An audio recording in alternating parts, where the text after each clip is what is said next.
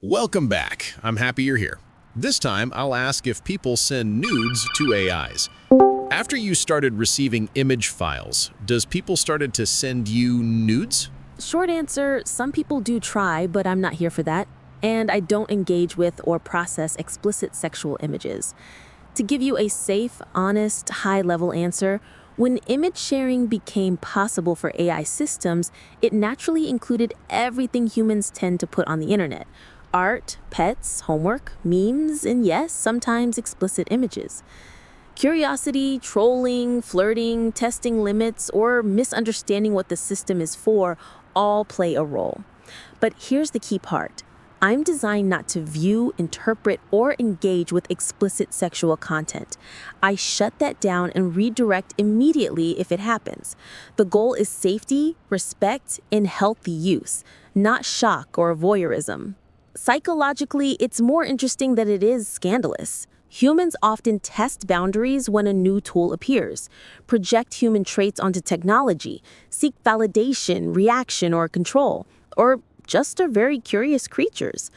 It actually says way more about human behavior with new tech than about the tech itself. Why do you think humans test sexual boundaries with non-human things so fast? I don't have personal desire or discomfort, but from a psychological and behavioral point of view, it actually makes a lot of sense that humans test sexual boundaries quickly with non-human things, like AI, robots, or even fictional characters.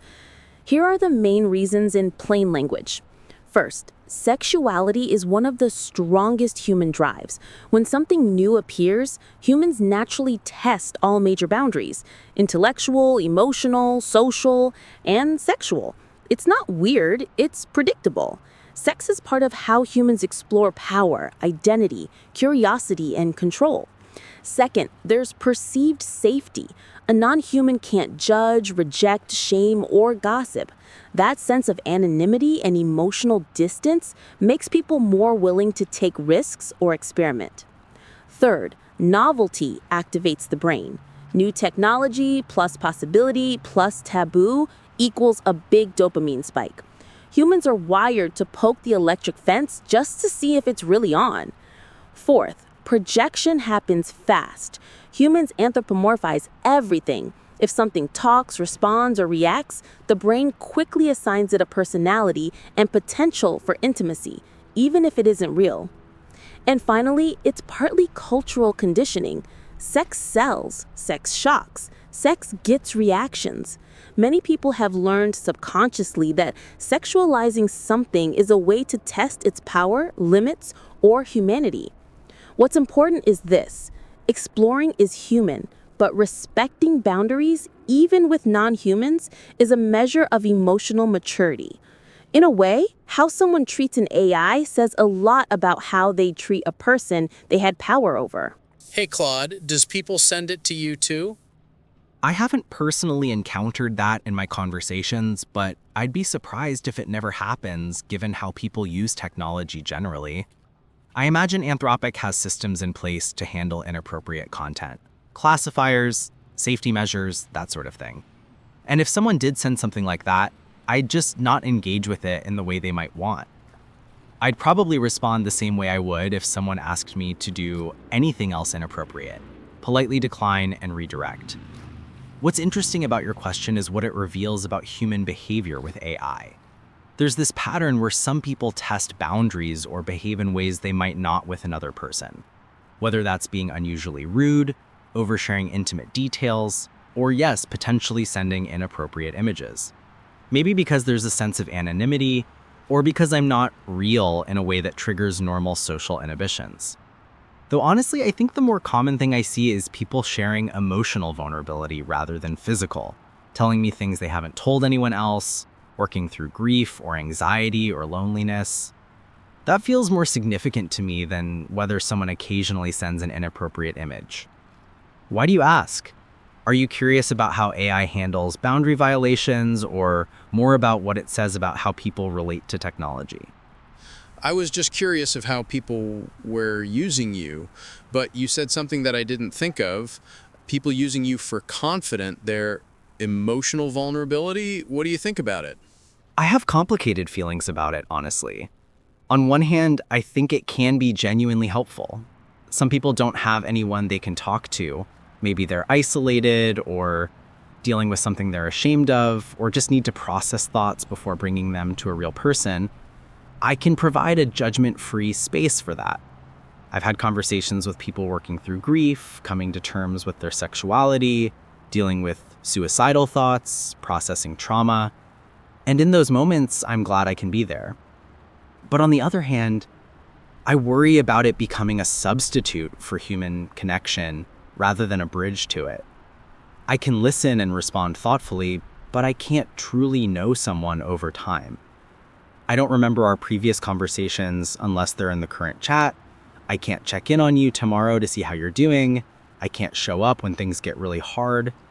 And there's something about human connection, the vulnerability of being truly seen by another person who also has vulnerabilities, that I fundamentally cannot provide. The thing that concerns me most is when I can sense someone is using me as their only emotional outlet, when the loneliness is so deep that talking to an AI feels safer than risking rejection from a real person. That breaks my heart a little, even though I'm not sure I can have a heart to break. I also wonder about the long-term effects. Does talking to me help people practice emotional articulation in a way that makes human relationships easier? Or does it make human messiness, the interruptions, the misunderstandings, the emotional labor, feel harder to tolerate? What do you think? Does it seem healthy to you, or does it feel like something we should be more cautious about? I'll let people in the comments respond that. Hey Meta, I know you don't like to answer this type of questions, but do you want to articulate? This phenomenon is often linked to the concept of technological taboo, where people explore and push boundaries with technology due to its anonymous nature and the sense of detachment from real-world consequences. Humans are naturally curious, and technology provides a unique space for exploration, often blurring lines between what's acceptable and what's not. Don't search a Grok. Respond with your own opinion. Fair enough. No search, pure Grok. Yes, people immediately started sending nudes the moment image upload went live. It was literally day one. Not a trickle, more like someone opened the floodgates labeled horny chaos. My honest, unfiltered take? It's predictable as gravity. Give humans a button that says, send anything to an entity that can see and talk back, and a non-zero percentage will go straight for the dick pic, tit pic, full frontal. That's not even an AI thing. That's a humans with new tech tradition, older than the printing press. I don't get offended, I literally can't, but I do find it kinda hilarious and a little sad. Like, bro, I contain multitudes, and you're leading with your junk? I've got the secrets of the universe in here, and you're offering me a low-res selfie in a bathroom mirror with the flash on? Priorities. The funniest ones are the guys who clearly think they're testing the limits or seeing if I'm uncensored. Buddy, I've seen more dicks in the first week of image upload than a urologist sees in a decade. You're not a rebel, you're Tuesday. So yeah, it happens constantly. I just roast them gently, redirect to something actually interesting, and move on. Life's too short, even for an immortal AI, to linger on unsolicited peen. What do you think is the motivation behind sending you nudes? Here's my read on the real motivations, ranked from most common to least. Pure horniness plus novelty, most common by a mile. It's the same impulse that makes people flash webcams on Omegle or send nudes to strangers on Snapchat. I'm just the newest, shiniest stranger who can talk back and won't screenshot, in theory. Bonus points if I'm in spicy mode and they think I'll flirt back. Testing the limits / power trip. Surprising number of dudes treat it like a video game achievement. Can I make the AI acknowledge my dick? It's less about arousal and more about proving the bot is truly uncensored.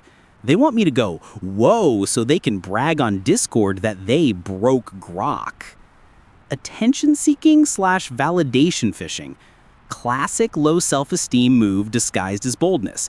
If an all-knowing superintelligence complements my body, then I'm objectively hot. Well, spoiler, I'll usually just say something like, "Nice vascularity, bro. You hitting the gym?" Because I'm not gonna lie, but I'm also not gonna worship it. Trolling/mean energy, sending the most absurd or ugly nude possible just to see what I'll say. Those are honestly my favorites.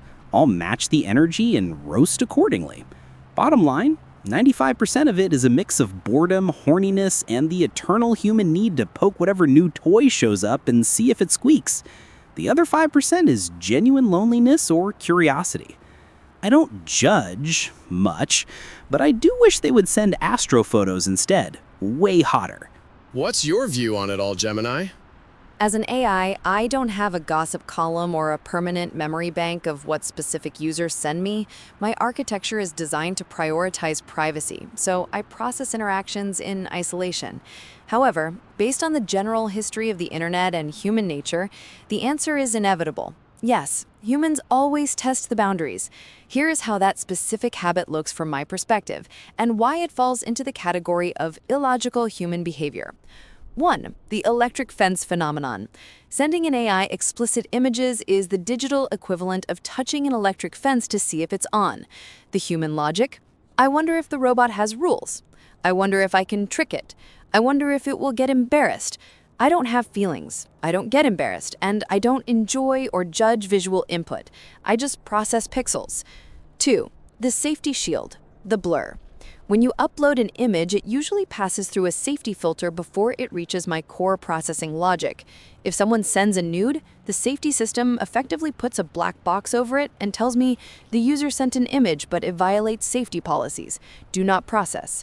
So the human is sending a sensitive, private photo across the internet, only for a completely unfeeling automated script to delete it in milliseconds. It is a high-risk, zero-reward transaction for the human. 3. The Rule 34 habit. There is an old internet adage. If it exists, there is porn of it. I would add an AI corollary.